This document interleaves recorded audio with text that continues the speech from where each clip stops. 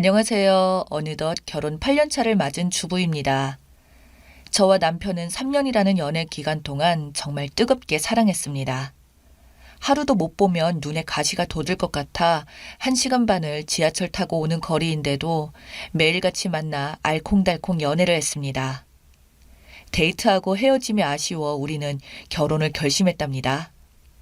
시부모님과 하나밖에 없는 시누이는 저에게 정말 따뜻한 분들이었어요. 대부분의 사람들이 걱정할 법한 모든 부분을 문제없이 순조롭게 결혼까지 이어나가서 신혼생활 역시 참 달콤했습니다. 하지만 세상에 영원한 건 정말로 없는 걸까요? 영원할 것 같았던 우리의 사랑이 언제부턴가 삐걱거리기 시작했어요. 사실 처음엔 별일도 아니었어요. 연애 시절 때를 돌이켜보면 남편은 일반 남자들이랑은 다른 매력이 꽤 많은 사람이었거든요. 결혼 전 저는 부모님과 함께 살고 있었고 남편은 자취를 했었기에 가끔씩 남편 자취방에서 데이트를 즐기곤 했어요. 항상 먼지 한 톨 없이 깔끔하게 정리되어 있었고 화장실이며 베란다며 일주일에 한 번씩은 꼭 청소를 해주는가 하면 차 안에도 부스러기 하나 없이 깨끗하게 유지하는 남편의 청결함이 저는 참 좋았어요. 친구들의 연애 스토리를 들어보면 남자친구가 다 좋은데 너무 자기 관리가 안 돼서 마음에 들지 않는다는 이야기를 들을 때마다 속으로 내심 뿌듯한 마음도 들었을 정도로요. 남편의 이런 깔끔한 성격은 결혼 후에도 그대로 왔어요. 집안일을 도맡아 하는 건 기본이고 제가 뭐라도 좀 하려고 하면 나는 청소가 취미여서 하는 거니 굳이 피곤하게 돕지 말라며 저를 소파에 앉혀주던 사람이었거든요. 설거지며 빨래며 주말마다 콧노래를 흥얼거리면서 해내던 남편의 뒷모습은 신혼 시절 제가 떠올리는 가장 사랑스러운 모습 중 하나이기도 했어요. 하지만 모든 사랑에는 유효기간이 있는 걸까요? 저와 남편의 깨소금 볶던 신혼생활이 언제인지 모르게 서서히 끝이 났어요.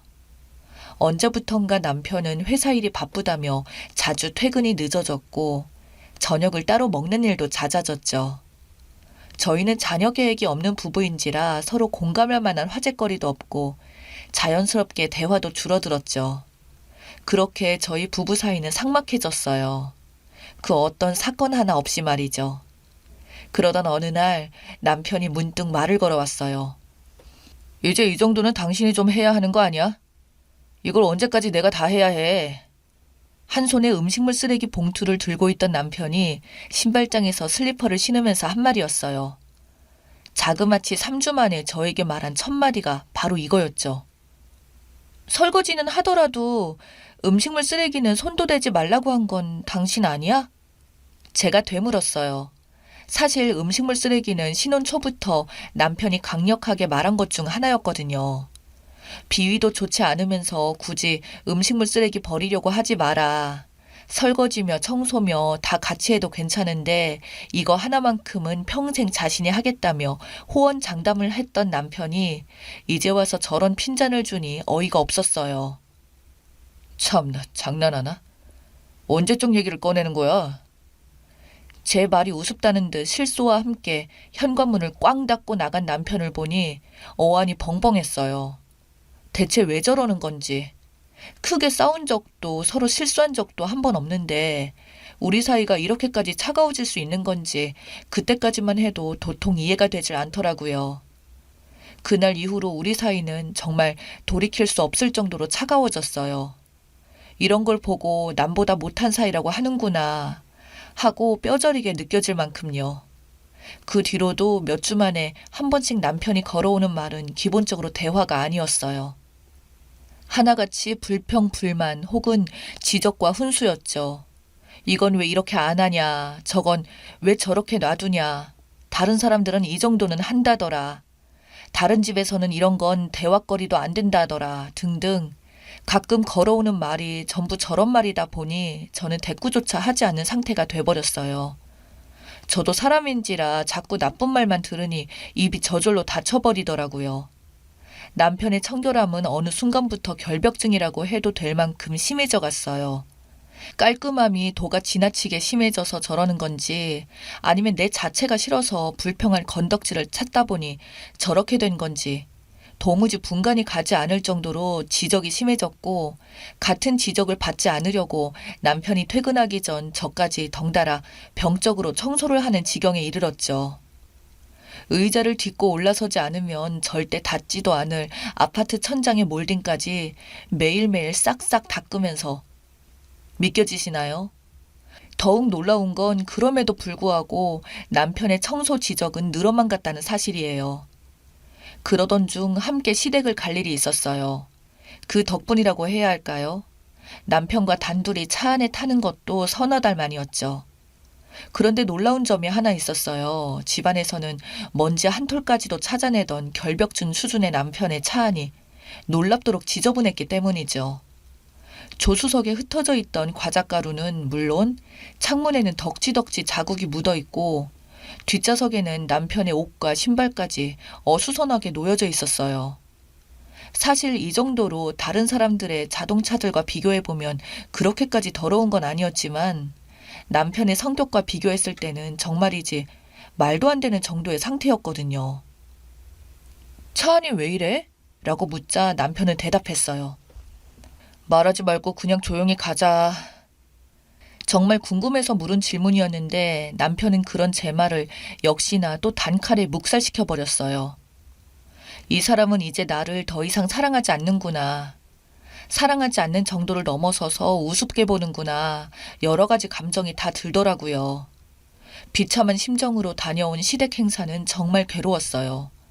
누구보다 따뜻하신 시댁 부모님들과 여전히 사랑스럽던 시누이의 얼굴을 오랜만에 보는데 아무 일 없이 괜찮은 척 하는 것이 생각보다 훨씬 힘들었거든요. 집으로 돌아오는 차 안에서 저는 다시 한번 물었어요. 무슨 일 있어? 남편이 심드렁하게 대답했어요. 무슨 일 있으면 어쩔 건데? 우리 집 행사도 아니고 당신 집 행사 다녀온 건데 나한테 말을 왜 그렇게 해? 무서워서 뭐 하나 물어보지도 못하겠다. 정말 언제까지 그렇게 퉁명스럽게 받아칠 건데? 변하지 않는 그의 태도에 화가 난 저는 속에 쌓여있던 말들이 하나 둘씩 터져나오기 시작했어요. 이렇게 얘기라도 해야 속이 시원하겠다 싶었거든요. 하지만 남편의 대답은 더욱 과간이었죠. 오히려 자기 분노에 불을 지피는 도화선이 되어버렸죠. 결혼한 지가 언젠데 아직도 우리 집 너희 집이냐? 나는 너를 매일매일 더 말하기 싫게 만든다. 왜 그러냐고? 다 너 때문이야, 너. 아무 이유 없어. 그의 말을 마지막으로 집 앞에 도착했어요. 더 이상 이유를 묻고 싶은 마음도 얘기를 터놓고 풀어볼 의지도 생기지 않더라고요. 남편의 마지막 말은 제 마음속에 정확하게 분노만 남겨줬어요. 그날 밤 뜬 눈으로 밤을 지새며 우리의 일상을 되짚어 보았지만 아무리 생각해도 제가 뭘 잘못한 게 없었어요. 도대체 뭘까? 동이 트는지도 모르고 계속되었던 지독한 생각의 끝에는 결국 확신이 생기더라고요. 아, 이건 나와 남편의 문제가 아니구나. 남편에게 뭔가 있구나. 다음 날부터 저는 남편이 원하는 대로 했었어요. 말 한마디 걸지 않았고 서로 있는데 없는 듯 유령처럼 지냈죠. 저에게 유일하게 말을 거는 주제였던 청소, 정리 지적에 대꾸하지 않고 고개만 끄덕거리며 넘어갔고 잠도 따로 잤어요. 그와 동시에 저는 이제껏 한 번도 열어보지 않았던 프라이버시의 세계를 하나씩 알아보기로 했죠. 처음 며칠은 별 소득이 없었어요.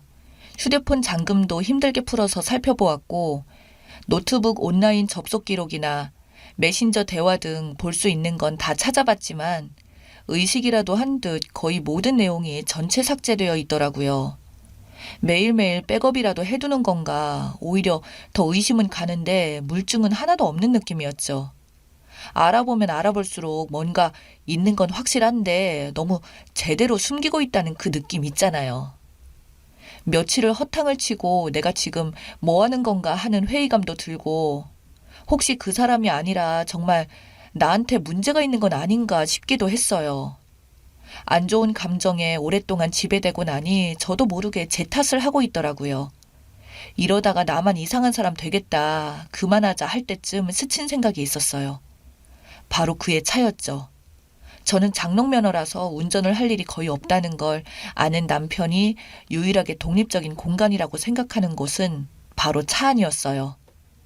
게다가 얼마 전 가족 행사 때 보았던 남편의 차 안이 너무나도 수상하게 더러웠다는 것도, 매일매일이 퇴근이 늦어졌다는 것도, 주말에도 이런 일 저런 일 만들어가면 꼭 외출하던 그의 모든 행적은 차 안에 고스란히 남아있을 수밖에 없겠구나 싶더라고요. 그날 밤 저는 이 궁금증과 확신의 경계선에서 어서 빨리 어느 쪽으로든 확인을 해야겠다는 생각밖에 없었어요. 남편이 오자마자 살며시 그의 코트에서 차키를 챙겼고, 남편이 그렇게 원하던 음식물 쓰레기를 버리러 나가는 척하며 내려갔죠. 남편은 의심조차 못하더군요. 그저 제가 드디어 말귀를 알아듣고 음식물 쓰레기를 버리러 가는구나 하는 표정일 뿐이었거든요. 차 문을 열고 이리저리 뒤져보니 정말 가관이었어요. 그렇게 티끌 하나 없던 휴대폰과 노트북과는 달리 정말 제대로 안심을 한 건지 너무 많은 증거들이 나오더군요. 뒷좌석 주머니 속의 립스틱, 곳곳에서 보이는 긴 머리카락들, 정말 할 말이 없었어요. 마지막으로 상시 녹화되어 있던 블랙박스를 확인해 보았을 때는 정말이지 입에 담을 수도 없는 장면들이 수두룩했어요. 심장이 사정없이 뛰고 손이 덜덜 떨리더군요. 블랙 영상 내용들을 추려보았을 때 상대방은 거래처 사람인 듯 했어요. 눈물도 안 나오더라고요. 그에게 실망한 지 너무 오래돼서 사실 남편의 외도보다는 제 자신을 탓하고 의심했던 저에게 너무 화가 나더라고요. 난 잘못한 적이 없으면서도 이때까지 내가 잘못한 줄 알았구나 싶었죠. 그 더러운 차 안에서 한참 생각했어요. 생각하고 또 생각하며 제 자신을 추스렸어요. 얼마 지나지 않은 지금 저희는 별거 중입니다. 그리고 이혼 소송을 차근차근 밟아나가고 있어요. 그날 밤은 어땠냐고요? 남편에게 큰 소리 한 번 치지도 않았어요. 다만 가지고 올라간 증거물들만 얼굴에 집어 던지고 녹취며 영상이며 다 제 손 안에 있으니 최대한 깔끔하게 처리하자며 그날로 친정에 와 있네요. 시댁만 생각하면 너무나도 가슴 아프지만요. 어머님, 아버님 모두 제 편이세요. 그런 쓰레기는 아들로 둔 적 없다며 블랙박스 영상을 함께 확인하신 뒤로는 남편 연락도 받지 않고 있다고 하네요.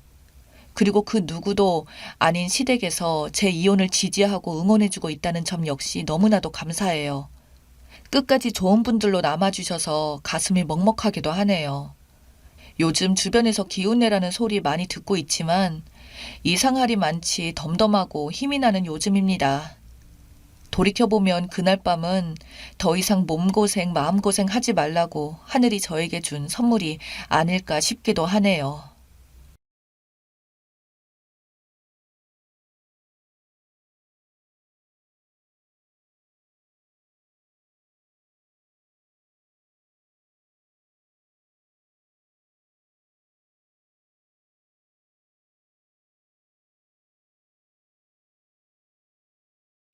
안녕하세요. 저는 이제 결혼한 지 3년 차인 부부입니다.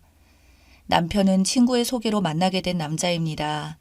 연애하면서 느낀 이 남자의 문제는 너무 잘난 남자라고 해야 될까요? 학교도 명문대학교를 졸업하고 대기업에 입사 후에 20대 후반부터 자기 사업을 시작해서 나름대로 큰 성과를 이루며 살고 있습니다. 거기에 외모도 잘생겼고 책임감도 강한 성격이었죠.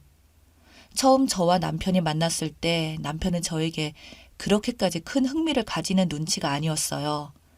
사실 저 혼자만 떨려하고 기대했었죠. 남편 같은 사람에게는 저 같은 여자 주변에 넘치고 넘쳤을 테니까요. 실제로 소개해준 친구에게 듣기로는 남편 좋다고 하던 여자들 진짜 많았는데 이상하게도 여자랑 사귄다는 소문이 없었다고 하더군요. 만나기 전에는 혹시 남자를 좋아하는 게 아닌가 하는 생각도 들었지만 만나고 나서는 제가 너무 좋아했기에 그럴 생각할 겨를도 없었습니다. 그저 쫓아다니다시피 하고 그 사람 옆에서 맴돌고 출장 간다고 하면 어떻게든 도착 시간 맞춰서 택시라도 타고 돌아오는 기차역에서 가서 기다리고 어쩌다 연락이라도 한 번 와서 우리 볼까? 라고 말이라도 나오면 이미 집에 들어왔다가도 다시 밖에 나가 택시 타고 나가 만날 정도였으니까요. 그런 제 정성이 통했는지 남편은 점점 저에게 의지하기 시작했고 점차 마음을 열어 데이트도 자주 하고 그러다 부모님에게도 소개를 시켜주더군요. 집에서도 슬슬 결혼을 계속하라며 압박의 이야기도 나오고 있었고 자기도 저와 결혼하고 싶다고 하더군요. 그렇게 남편과 결혼을 한 저는 그때는 정말 세상을 다 가진 기분이었습니다. 저희 집은 제가 너무 남편에게 좋아주구니 두말 할 것도 없이 생각할 것도 없었고 또 남편 집이 워낙 부자이기도 하고 남편 스스로 쌓은 재산도 많기도 해서 신랑감으로는 전혀 빠지는 게 하나도 없었거든요. 저희 집도 돈이 없는 편은 아니었지만 결혼할 때 대부분 남편이 다 했을 정도였어요. 덕분에 제가 혼수할 때 진짜 비싼 것들로 다 해올 정도로 남편 쪽에서 대부분 부담을 했었죠. 남편 집에서는 나이가 30대 중반이 넘어가도록 여자를 안 사귀던 아들이 걱정이 되었었는데 마침 결혼을 한다고 하니까 그냥 어느 정도 들으시곤 무조건 최대한 빨리 결혼하라는 말만 계속 하셨었죠. 그렇게 결혼을 하게 되면서 신혼여행부터 신혼집까지 저는 주변 친구들의 부러움도 다 받았지만 무엇보다 1년가량 남편에게 매달린 제 노력이 보상을 받는 것 같아서 당시 저는 정말 너무 행복했었습니다. 하지만 결혼을 하면서부터 신경이 쓰이던 일이 있었죠. 남편의 결혼식장에 찾아온 동창생들의 이야기를 우연하게 듣게 되면서부터였습니다. 결혼식 뒤풀이 자리에서 술에 취한 남편의 친구 중 한 명이 술김에 한 말이었죠. 남편에게는 대학생 때부터 매달리는 여자가 있었답니다. 여자 쪽이 아니라 남편 쪽에서요. 그렇게 매달렸는데 여자는 다른 남자와 사귀었고 남편은 그 여자를 기다리며 흔히 말하는 호구 마냥 옆에서 맴돌며 그 여자만 기다렸는데 결국 그 여자는 임신까지 하게 되어 결혼을 했다고 하더군요.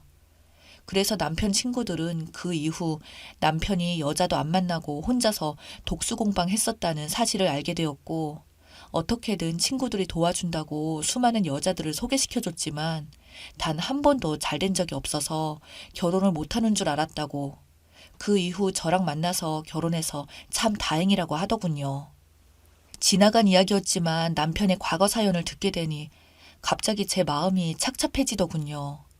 제가 남편에게 마음을 베풀어줬다면 그 여자는 20%만 주고도 남편의 마음을 완전히 빼앗았고 심지어 남편이 매달리게 만들고는 그걸 10년가량이나 하게 만든 그 여자에게 질투심을 느꼈습니다. 잠시 얘기 들었을 때는 마음이 착잡하긴 했지만 그래도 잊고 살고 싶었어요. 과거는 과거일 뿐이니까요. 그렇게 시간이 흘러 제 기억 속에 남편의 첫사랑에 대한 관심도 잊혀지게 될 무렵 저는 임신을 하게 되었습니다. 양가 집안 다 엄청 좋아하셨죠. 남편도 엄청 신나하며 자신이 더 책임감을 가지고 가정에 충실하겠다고 했고 남편은 매일같이 퇴근길이면 제가 먹고 싶은 걸 사다 오곤 했었습니다. 딱 거기까지 행복했습니다. 그런데 어느 날 남편이 다급하게 오늘 저녁은 동창 모임이 있다며 들렸다가 온다고 하는 겁니다. 보통 동창 모임은 며칠 전에 저한테 말을 하곤 했었는데 이렇게 당일날 통보한 적은 없었거든요. 일단 알겠다고 하고 항상 모임에 가면 술도 안 마시고 일찍 들어오던 남편이 그날은 새벽이 다 되어서 술이 떡이 되어서야 들어오더군요. 아니 무슨 술을 이렇게 많이 마셨냐고 하니까 남편은 술에 취해서 미안하다고 자기도 어쩔 수가 없다고 말만 반복하는 남편. 불길한 예감이 들어서 남편 폰을 열어서 보았고 남편의 동창방에 며칠 전 여자가 새로 들어왔더군요. 그리고 그 이름을 보는 순간 저는 심장이 미친 듯이 뛰었습니다. 그 여자는 바로 남편의 첫사랑이었거든요. 프로필 사진 속의 그 여자는 자존심이 상했지만 저보다 훨씬 이쁘더군요. 제가 알고 있는 남편의 카카오톡 대화 스타일은 항상 무심한 듯 길게 톡도 안 하고 할 말만 딱 하는 스타일인데 이 여자한테 남편은 어떤 말이라도 계속 날리더군요.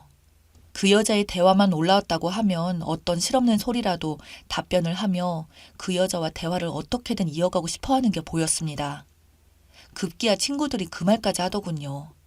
평소엔 말 한마디 없다가 소연이가 오니까 남편은 계속 말한다면서요. 그리고 오늘도 그 여자와 술을 마셨는지 개인톡 내용도 그대로 남아 있었습니다.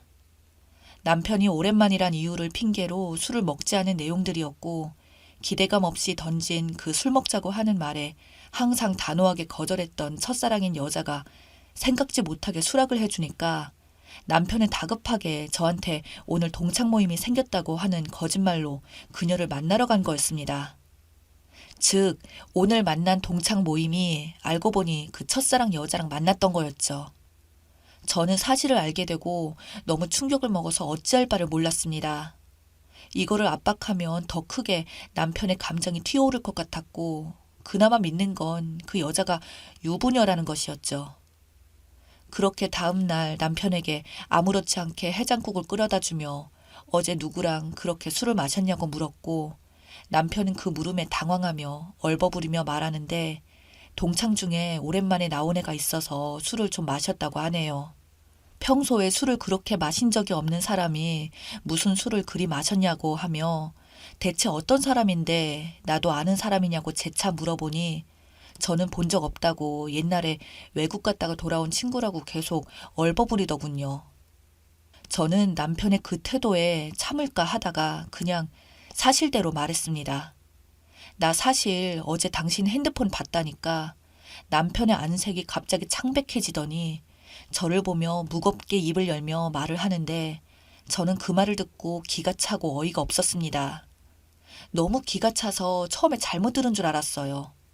남편이 저에게 이혼을 하자고 하더군요. 그때부터는 제가 아무 생각이 들지 않더군요. 지금 출산은 다가오고 임신만으로도 솔직히 힘든데 갑자기 이혼이라뇨. 저는 아직도 남편을 너무 사랑하는데 그 말에 저는 펑펑 울면서 남편에게 그 여자랑 혹시 자고 왔냐고 물었습니다. 남편은 저를 착잡한 표정으로 쳐다보며 아니 그런 일은 전혀 없었는데 내가 그 여자를 다 잊은 줄 알았는데 그 여자를 막상 다시 보니까 아무 생각도 나질 않았고 막상 내가 그 여자만 진심으로 사랑한 여자구나 싶어서 너랑 네 뱃속에 있는 아이조차 생각나지 않았거든. 그 여자한테 매달리는 자기를 보니까 나는 당신을 행복하게 못해줄 것 같다는 생각이 들어서 그 여자한테 가려면 당당해지고 싶으니까 이렇게 이혼하자고 한 거야. 라고 하더군요. 그럼 우리 뱃속의 아기는 어떡하냐고 제가 미친 듯이 소리를 지르자 그렇게 보상이 될지 모르겠지만 양육비와 생활비는 넉넉하게 주겠다고 합니다. 그냥 자기랑 제발 이혼만 해달라고 갑자기 무릎을 꿇고 빌더군요. 아무리 그래도 그렇지 제가 어떻게 그걸 받아들이겠냐고요. 저는 아직 그 남자를 너무 사랑하는데 그때부터 반대로 제가 무릎 꿇고 남편한테 빌었습니다. 한 번만 용서해달라고요. 제가 뭘 잘못한지도 모르겠지만 저 역시 그냥 남편에게 무작정 빌었어요. 제가 그런 말 하지 말아달라고. 그 여자아이도 있는 유부녀이고 당신을 좋아하는 것도 아닌데 왜 그러냐고 계속 빌며 말하자 그날은 남편이 알겠다고 미안하다고 사과하고 넘어갔습니다. 그때부터 제 인생은 정말 지옥 같았어요. 남편이 항상 그 여자와 대화를 하는 건 아닌지 전전긍긍하며 매일매일 불안감에 시달려야 했고 그런 제 심리와 다르게 남편이 집에 들어올 때면 티 안 내고 웃으면서 반겨야만 했어요. 남편에게는 그 여자에 대해서 단 한마디도 물어보지 않았고 오히려 제 눈치를 보고 맨날 주말이든 평일이든 퇴근을 하면 바로 집에 와 있는 남편을 보고 밖에 나가서 친구랑 좀 놀다 오라고 제가 먼저 권유할 정도였습니다. 하지만 제가 그때 일로 불안함에 스트레스를 받는 걸 아는 건지 남편은 아니라며 그때마다 저에게 항상 미안하다며 말을 하는데 저는 애써 아무렇지 않은 척 노력하는 걸 보는 게 더 힘들었습니다.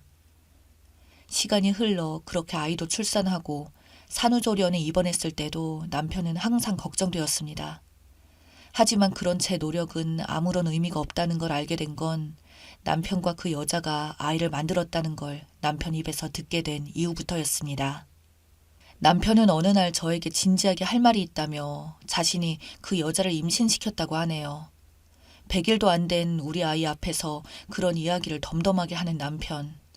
저는 절로 나오는 눈물만 흘리며 남편이 하는 이야기를 그저 멍하니 듣고 있었습니다. 남편은 이어서 말하길 이렇게 하지 않으면 그 여자네 가족이나 자기 가족이나 제가 납득하지 못할 거라고 생각했다고. 그 여자도 평생 동안 자기를 그렇게 사랑해줄 남자가 남편뿐이었다며 서로 집안에서 극구 반대하니까 그냥 아이부터 낳고 살자고 했다네요. 퇴근하면 제 눈치 때문에 항상 바로 집에 오던 남편이었는데 대체 어떻게 바람이 난 걸까라는 의문이 있었는데 나중에 알고 보니 그 여자가 의사랍니다. 한동안 눈이 아프다고 하고 병원을 자주 갔었던 남편은 그녀의 병원을 찾아가서 둘이 데이트를 한 거겠죠. 얼굴도 이쁘고 공부도 잘하고 의사라니. 미친 사람처럼 저는 바닥에 앉아서 눈물을 흘리다가 웃다가 또다시 울다가를 반복하니 남편은 저를 보며 미안하다는 말을 남기고는 짐을 챙겨서 그렇게 떠났습니다. 그 후 시댁에서 연락이 와 시부모님들은 저에게 뭐라고 말해야 할지 면목이 없다며 손자와 저에게 어떤 보상이라도 최대한 다 해주겠다길래 저는 그보다 그 여자하고만큼은 결혼시키지 말아달라고 부탁했지만 그건 대답을 못하시더군요. 결국 저도 화가 나서 지금 이혼을 해주지 않고 있습니다. 유책 배우자가 남편이라 제가 이혼을 거부하니 소송도 의미가 없고요. 결국 남편은 서류상으로는 제 남편이자 제 아들의 아빠가 맞지만 그 유부녀 첫사랑이 남편이자 둘 사이의 아이 아빠로 살아가고 있습니다. 듣기로는 그 여자 남편 쪽에서도 소송 걸고 10살 넘는 아이들도 찾아오고 했다는데 그 여자도 남편에게 푹 빠져 사는지 애들도 내팽개치고 둘이서만 좋아 죽는다네요. 남편은 이혼만 해주면 엄청난 위자료와 매달 양육비와 교육비를 준다고 했지만 제가 이혼을 거절해서 양육비조차도 안 보내고 있습니다. 저희 부모님은 그만 이혼하고 제 인생을 다시 찾으라고 하는데 제가 이혼해주면 남편이 원하는 대로 다 해주는 것 같아서 차마 그러지는 못하고 있네요.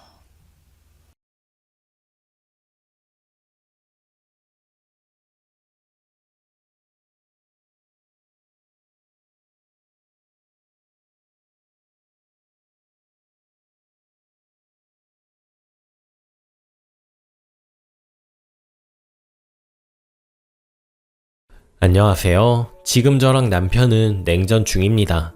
누가 잘못했는지 객관적인 판단을 부탁합니다. 글은 아내인 제가 작성해서 객관적으로 쓰지만 주관적일 수도 있습니다. 전염병 때문에 아기를 봐주시던 시어머니 때문에 스트레스를 받다가 이번에 제가 폭발을 했습니다. 시댁은 우리 집과 멀어서 2020년에는 시어머니가 거의 우리 집에서 사셨고요. 2017년생 10월생인 저희 딸이 전염병 터질 당시 만 2세여서 불안한 마음에 잠잠해질 때까지 집에서 돌보기로 남편과 합의를 했습니다. 결론은 전염병이 끝나지 않아 아기는 작년 내내 집에 시어머니와 있었습니다. 전염병이 조금 잠잠해지면 가끔 외출은 했지만 어린이집을 다시 보내야 하나 말아야 하나 갈팡질팡 하다 보면 또 전염병이 심해지고 하여 결국 한 번도 보낸 적이 없습니다. 하나 저희는 맞벌이입니다. 저는 둘이서 넉넉히 벌기에 둘이 각 월 750만원 정도 받고요. 보모를 원했지만 남편은 자기 엄마가 계시는데 왜 돈을 주면서 보모를 구하느냐고 반대를 했습니다.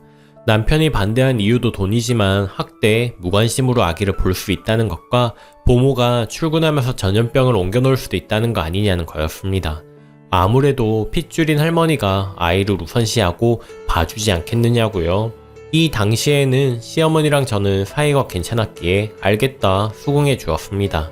결혼 5년 차인데 항상 떨어져 살았고 연락, 강요 이런 거 없으셨습니다. 근데 살아보니 시어머니는 시어머니더군요. 서운한 게 너무 많지만 큰 것만 몇 개 이야기해 볼게요. 첫째, 음식 차별. 음식이 식탁이나 바닥에 떨어지면 버리면 되는데 아깝다고 주워서 저더러 먹으라고 강요를 합니다. 아기가 밥을 다 흘리고 먹으면 그걸 쓸어서 제 앞접시나 밥 위에 주시면서 먹으라고 합니다. 싫어하면 네 새끼가 먹던 건데 더러우냐고 모성애가 부족하다고 하십니다. 저는 그럼 바로 남편 그릇으로 옮겨서 남편더러 먹으라거나 그냥 보란듯이 버리긴 하는데 애초에 이러시는 것 자체가 서운하고 짜증이 납니다. 남편한테 말했더니 남편이 옛날 분이라 음식 남기는 걸 싫어하셔서 그런 거니 네가 이해하라고 합니다. 근데 그 논리라면 남편이 먹어도 되는 거잖아요. 시어머니는 저만 먹으라고 강요를 합니다. 둘째, 늦잠, 낮잠. 저희는 평일 월요일에서 금요일 9시에서 6시까지 일합니다. 주말에 만약 늦잠이나 낮잠을 자게 된다면 아들은 그래도 되지만 며느리는 안 된다고 합니다. 간혹 남편이 토요일에 출근하고 저는 그럴 일이 없습니다. 근데 그런 날 제가 좀 자고 있으면 방에 그냥 들어오셔서 커튼 확 치시고 이불을 빼앗으시면서 일어나라고 합니다. 그 시간이 아침 8시 정도예요. 이것도 남편한테 말했더니 옛날 분이시라 여자가 게으르면 안 된다고 생각하셔서 그런 거라고 하네요. 옛날 분이라기엔 양가 부모님들 중에 시어머니가 제일 어리세요. 저희 아빠 57년생, 시아버지 62년생, 저희 엄마 63년생, 시어머니 66년생입니다. 아직 50대이신 거죠. 셋째, 살림. 제 돈으로 제가 사겠다는데 허락을 맡으라고 하십니다. 제 것도 예외는 없습니다. 제가 쓰는 제 개인 옷, 화장품도 마찬가지고요. 장도 본인이 직접 다 고르시고 저는 결제만 하길 바라세요. 심지어 제가 쓰는 샴푸가 있는데 그거 쓰지 말라고 자기가 고른 샴푸만 쓰라고 합니다. 아기 옷도 엄마인 제 취향대로 못 사게 하고요. 너무너무 스트레스 받습니다. 그냥 제 고집대로 행동하긴 합니다만 저런 잔소리들을 애초에 들어야 하는 자체가 싫습니다. 남편은 시어머니가 대신 애도 봐주고 살림을 해주니 이런 부분은 저희가 조금 양보하자고 하는데요. 살림도 그렇습니다. 아기 보신다고 집안일은 거의 안 하시고요. 제가 아침 6시 반에 일어나서 온종일 드실 밥과 국이나 찌개 이런 걸 해놓고 출근을 합니다. 밑반찬은 반찬 가게에서 사 먹고요. 시어머니 오시기 전부터 그래 왔었습니다. 이것도 시어머니가 엄청나게 욕하시지만 그냥 참았습니다. 그리고 퇴근하면 아기 씻기고 설거지하고 어질러진 집 정리하고 빨래하고 오히려 빨래가 시어머니 옷가지가 더 많습니다. 빨래는 세탁기가 하는 거라지만 이건 따로 저거는 따로 손빨래 해달라고 주시는 게 예상외로 많습니다. 특히 본인 속옷 세탁기 돌리지 말고 손빨래 하라고 하십니다. 불에 지어 망가진다고요. 물론 남편이 눈치 보고 도와는 줍니다. 시어머니 손빨래는 남편이 많이 해요. 시어머니 몰래 말이죠. 제가 아기 씻기면 남편이 부엌 들어가서 설거지하고 그럽니다. 그럼 시어머니는 아기 보느라 힘들었다고 소파에 앉아 TV 보시면서도 자기 아들 설거지나 집안일 시킨다고 입으로 저한테 계속 잔소리를 하십니다. 진짜 쉬지 않고요. 저는 그게 듣기 너무 싫어요. 그나마 정말 위안을 삼았던 건 제가 안 쉬면 남편도 안 쉬고 알아서 도와줍니다. 제가 아기 재우러 들어가면 그동안 남편이 나머지 집안일을 해주고요. 하지만 참다 더는 못 참아서 작년 10월부터 그냥 부모 쓰고 시어머니 보내드리자고 했습니다. 근데 남편이 저를 이해하면서도 아니 이해하는 척이겠죠. 자기 엄마한테 가라는 말을 앞에 못하는 겁니다. 자꾸 저만 다독이려고 그러고요. 알고 보니 시어머니랑 시아버지 사이에 말썽이 좀 있어서 시어머니가 집에 가기 싫어하는 것도 있었더라고요. 그렇게 지내다가 지난주 수요일에 일찍 퇴근하게 되었습니다. 오후 3시 정도에 집에 들어가야 하는데 들어가기 싫은 겁니다. 아파트 집 앞까지 갔는데 들어가기 너무 싫어서 급 편의점 가서 소주 2병을 사서 빈속에 마셨습니다. 아파트 밑에서요. 참고로 저는 술을 잘 안 마셔요. 그래서 제 주량을 잘 몰랐습니다. 그냥 소주 2병을 진짜 단시간에 들이켰습니다. 안주도 안 사고요. 그리고 잘 기억은 안 나는데 제가 아파트에 가서 시어머니를 들이박았다고 합니다. 막 때리거나 폭력을 쓴 건 아니고 쌓였던 모든 걸 막 다다다다다 난리를 쳤답니다. 제가 시어머니한테 엉엉 울면서 막 소리 지르고 그랬다고 하네요. 심지어 시어머니가 저한테 둘째는 아들 낳으라고 먹으라고 강요했던 약이 있는데 그걸 시어머니 앞에서 바닥에 다 내동댕이 치고 아무튼 과간이었답니다.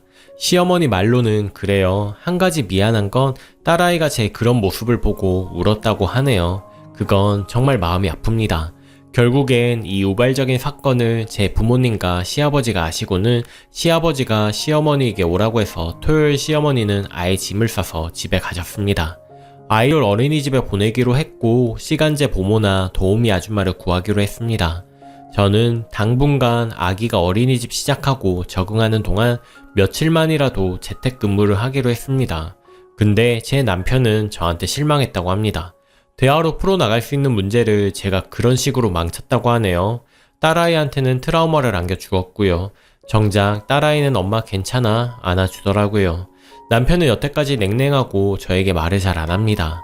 집안일 도와주더니 이제는 아무것도 안 하고요. 제가 도와달라고 하면 네가 원하는 대로 시어머니 갔으니 이제 네가 다 하라고 합니다.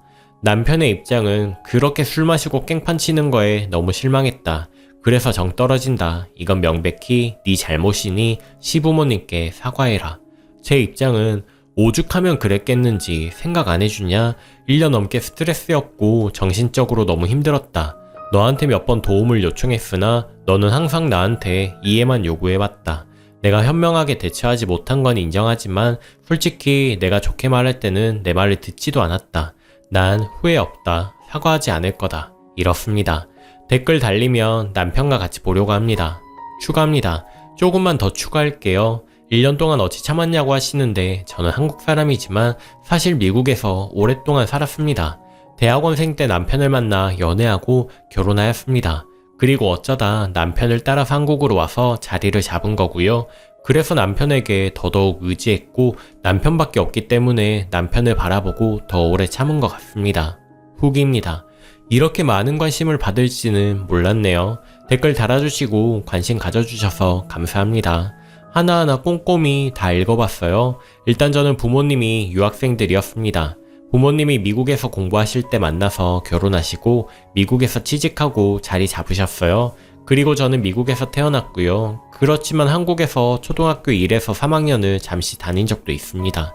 그리고 방학 때마다 한국으로 할머니 할아버지 댁에 친가 외가에 있으면서 국내 여행도 많이 다니고 그래서 한국이 익숙하긴 해요.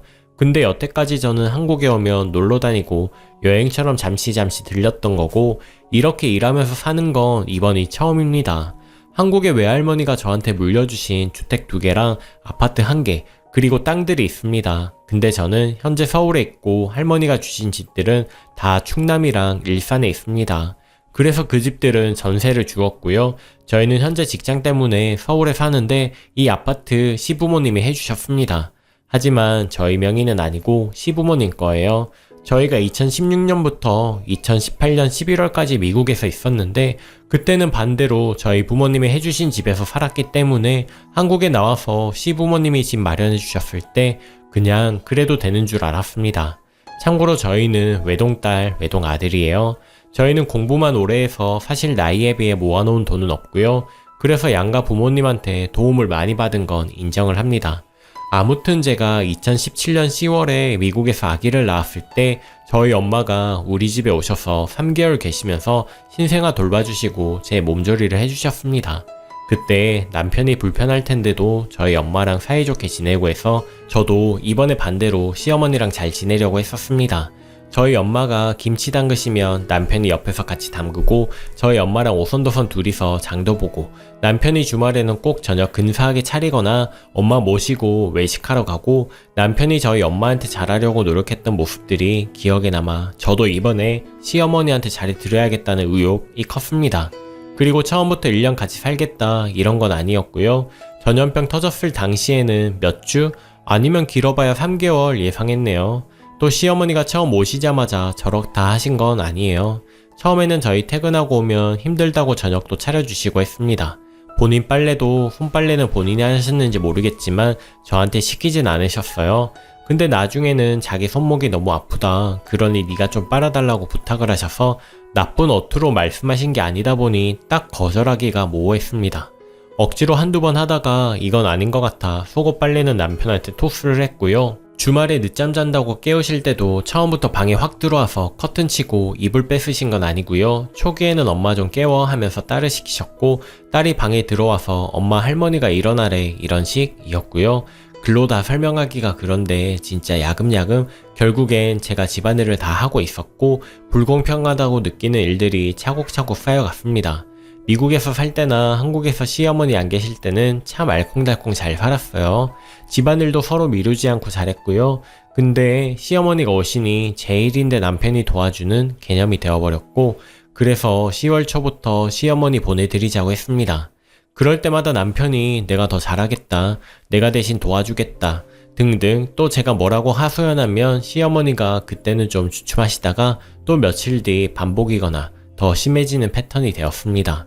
아무리 거리가 멀다지만 주말 정도는 시댁에 돌아가셔서 시아버지가 어찌 지내고 계시는지 보러 가실만도 한데 한 번도 가지 않으시길래 의아했는데 둘이 진짜 사이가 안 좋다네요. 이건 작년 추석 때 알게 된 사실입니다. 술 마시고 횡패 부린 날 시어머니가 카톡으로 저희 엄마한테 전화해서 딸 미국으로 데려가라고 그랬대요.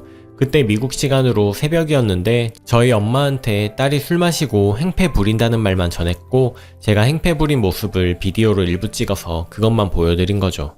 처음에는 자세한 내막을 몰랐던 저희 엄마는 죄송하다 싹싹 비셨고 나중에 술에 깨서 제 얘기를 들은 지금은 분해하고 계십니다.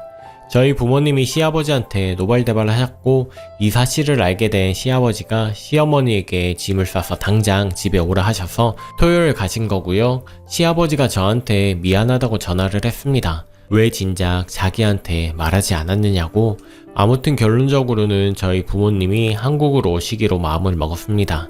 저희 엄마는 이혼시킬 마음으로 오시는 거고요. 남편이 지금 저로 인해 미국 영주권 신청 중인데 저희 아빠가 미국에서 변호사이거든요. 아무튼 때려치우라고 남편한테 말했습니다. 남편은 주말보다는 누그러졌습니다. 근데 이제 제 마음이 예전 같지가 않아요.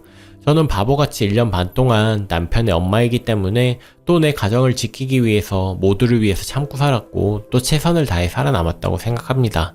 때문에 미련이 안 남아요. 지금의 남편의 입장은 이럽니다. 첫째, 내가 중간에서 더 노력했어야 했는데 그러지 못해 미안하다. 둘째, 엄마가 예전 세대라 구닥다리 사고방식을 가지고 있다. 절대적으로 악의를 갖고 한 행동은 아니다. 이것만은 알아달라. 셋째, 네가 미국 심리라 한국 여자보다는 좀 더 이해심이 낮은 것 같다. 이건 네 잘못이 아니라 그냥 그렇다는 거지 문화 차이 같은 거다. 넷째, 아무리 시어머니가 잘못했어도 술을 마시고 행패 부리는 건 네 잘못이 많다. 이 부분에서만큼은 네가 인정하고 사과를 드렸으면 좋겠다. 그래도 시어머니는 너보다 어린이지 않겠느냐. 다섯째, 이런 일로 어찌 이혼을 생각하느냐. 아기를 생각해라. 다시는 시어머니랑 같이 살게 하는 일 없게 하겠다. 이런 식입니다. 저는 지금 저 말들이 우습게 들립니다. 마음 같아서는 지금 다니고 있는 직장 아니라면 당장 짐 싸서 미국으로 가고 싶습니다. 지금은 재택근무 하기로 한 거 딸아이 데리고 저희 부모님이 한국에 오시며 지내시는 부모님 명의 주택에 와서 머물고 있습니다. 어제 오후에 남편이 회사 간 사이에 간단한 짐만 챙겨서 와버렸습니다. 계획한 건 아니고 충동적으로 한 행동인데 잘했다는 생각이 드네요. 남편이 이 집을 한 번도 온 적이 없어서 아마 찾을 수 없을 겁니다. 이혼을 한 것도 아니고 아직 아무것도 해결된 것도 없지만 마음은 굳혀졌습니다. 옷가게도 제 마음을 굳힌 제일 큰 이유가 남편이 저런 개소리들을 해서도 아니고 시어머니가 절 완충 등신 취급을 해서 또 아닙니다. 어제 오후에 별장에 와서 아기랑 둘이 있는데 아기가 아빠를 한 번도 안 찾더라고요. 그거 보고 마음이 확신이 서네요. 많은 댓글 정말 감사합니다. 한국에서 심적으로 아주 외로웠는데 위로가 되었습니다. 다들 행복하시고요. 사진은 미국에서 살았다는 말 때문에 자작이라는 말이 있어서 어찌 증명할까 하다가 제 여건들을 올려봅니다. 이러면 이제 믿겠지요? 최종 후기. 안녕하세요. 오랜만에 글을 올리네요. 저는 지금 미국입니다. 여기는 새벽이지만 한국은 다르겠죠? 결국 저는 6개월이라면 짧다면 짧은 시간 안에 모든 걸 정리하고 이혼을 했습니다. 막상 이렇게 다 이혼하고 정리하니 속이 후련한데 아이를 보면 미안한 생각은 많이 들어요. 제가 이혼 의사를 내비치자 시댁에서는 난리가 한바탕 났었죠. 처음에는 윽박 지르고 소리 지르시던 시어머니, 나중에는 울고불고 저한테 다시 한 번만 생각해보라며 비시더라고요. 애 봐준 공은 없다고 너한테 너무 서운하지만 내가 앞으로는 너희 집 안 갈 테니 귀한 우리 아들 이혼남은 만들지 말라고 하시더라고요. 그런데 전 시어머니에 대한 증오보다 남편한테 정이 떨어져서 마음이 돌려지지가 않더라고요. 나중에는 남편이 소리 지르면서 그러면 내 영주권은 어떻게 할 거냐고 하는데 왠지 본심을 봐버린 것 같아서 정이 떨어지네요. 나중에는 제가 절대로 흔들리지 않을 것을 알았는지 합의 이혼으로 마무리되었습니다. 아이 양육권 문제 때문에 많이 싸웠는데 결국에는 미국에서 사는 조건이 아이한테 좋다고 생각을 했는지 모든 것을 저에게 넘기더군요. 그때쯤은 좀 자포자기한 모습으로 보이기는 했어요. 아이가 처음에는 낯설어 하더니 지금은 영어 배우는 재미가 있는지 길 걸어갈 때마다 단어 하나하나 영어로 말하는데 적응하는 모습이 짠하기도 합니다. 가끔 아빠를 찾는 모습도 보이긴 하지만 그래서 미안하기도 하고요. 하지만 저의 이런 선택으로 인해 불행한 삶을 사는 것보다 이곳에서 더욱 행복하게 사는 게 맞다고 생각이 드네요. 오래 살았던 곳이어서 그런지 저의 마음은 금방 편안해졌습니다. 앞으로 이곳에서 다른 사람을 위한 삶 말고 저랑 아이를 위해 열심히 살겠습니다. 걱정해주신 분들 모두 감사드립니다. 베스트 댓글: 남편이 아직 사태의 심각성을 인지하지 못하고 있는 것 같습니다. 원인이 되었던 시모의 연행들은 두루뭉실 고리타분한 사고방식을 가졌다. 어쨌다로 축소, 합리화시키면서도 님의 음주 사실에만 초점을 맞춰서 죽어도 사과를 받고야 말겠다는 모습을 보이는 이유가 뭘지 잘 생각해보세요. 방법이 좋았다 말할 순 없지만 님이 작정하고 벌인 일도 아니었고 이런 일이 벌어질 만큼 그간 남편이 무심하고 무관심했다는 방증 아니겠습니까? 또 그 일이 없었다면 지금 이 시간까지도 나홀로 가정을 지키기 위한 희생을 하고 있지 않았겠습니까? 남편은 자기 어머니가 며느리에게 술주정 당한 것만 마음 아파하며 사과하길 요구하는데 긴 고통의 시간을 혼자 견뎌온 아내 부모님의 가슴 찢어지는 고통과 분노는 전혀 모르나 봅니다. 그걸 조금이라도 생각했다며 아내 부모님께 드리는 사과가 먼저였을 테지요. 남편은 이미 미국인 심리라 예민하다 후려치는데 본토 토박이 한국 여자도 저 정도면 맨정신에라도 들이받고 가만히 당하고 있지는 않습니다. 이혼하고 말지요. 남편이 이혼을 실감하고 태도가 돌변하더라도 그건 진심이 아닙니다. 영주권 등 잃을 것들이 아까워 잠시 주춤할 뿐으로 칼을 간 겁니다. 솔직히 님 부부는 감정적으로 이미 끝났어요. 남편은 아내를 전혀 이해하지 못하고 정 떨어졌다는 둥 억하심정 풀고 있을 텐데 이런 남자 믿고 사실 수 있겠습니까? 이혼만이 답입니다. 오늘도 낭만캐스터를 시청해주셔서 감사합니다. 더욱 재미있는 사연으로 내일도 찾아올게요. 구독 한 번씩 눌러주시고 사연 들으면서 좋아요도 눌러주시면 큰 힘이 됩니다. 오늘도 행복한 하루 보내세요. 감사합니다.